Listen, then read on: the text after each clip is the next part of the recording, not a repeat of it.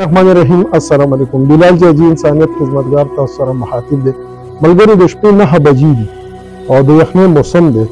یو مرګلي ټلیفون راوکړو چې ځان راورسوه جاجي صاحب ایمرجنسي دی. نو زه په زړه کې ګبراو هم شوم چې څنګه ایمرجنسي شو، الله د خیر وکړي. ما ته ستا فیل سره دا تعلق لري. نو بیا ما ویل چې ته خو معاف وکړه که نه څه خبره، ما ته ته اوزار ځان سره راوړه نو دا ایمرجنسي به ته پخپله وګورې. نو ما زړه کې یاره راغم چېرته کې ګیس پایپ نه وي مات شوی، چاته څه نقصان نه وي رسولی.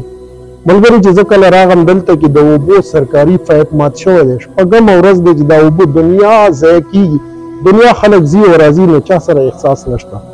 نو زه د دې مرګلي شکریا ادا کوم چې ده ماته نوټس کې دا خبره واچوله. اکثر دا شی پایپونه چې چېرته کې ماتېږي نو زه دا د الله رضا دپاره ټیک کوم، شوبازي به نه کوم. نو تاسو ما سره رابطه کولی شئ، په دې زه خوشحالېږم. تاسو نه هم امید ساتم چې د اوبو د الله پاک یو ډېر غټ نعمت دی.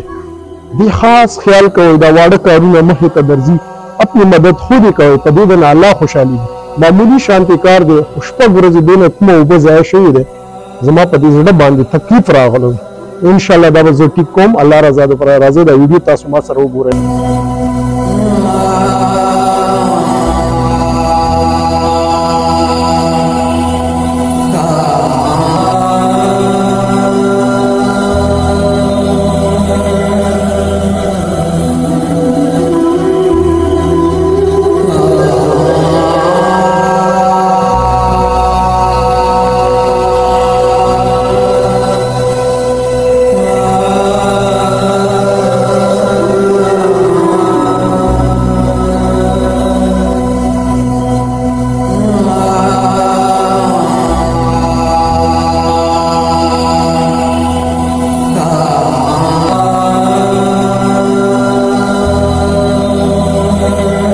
دا شپږ ورځې کېږي دا پایپ مات شوی دی.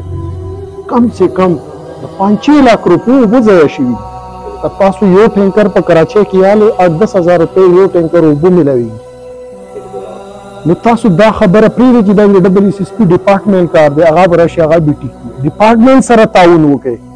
دا زه اوس راغم فی سبیل الله ما ټیک کړو اپنی مدد خود. په دې کې به 100 روپۍ خرچه شوي، ټوټل 300-400 روپۍ خرچه وشوله. دا زما فیل دی. دا تاسو ما ته دا نوټس کې واچوله چې شپږ ورځې کېږي دا ضایع شوي. ډېره د افسوس خبره ده، خدای ته وګورئ. تاسو یې نشئ ټیک کولی. لکه فهیم به یې ما ته نوټس کې واچوله، برای مهرباني وکړئ ما ته یې نوټس کې چوئ چې د شپې 2 بجې وي، زه به راځم، زه به دا الله رضا دپاره ټیک کوم. امید به ساتم چې زما دا خبرې به تاسو بدې نه وي لګېدلې.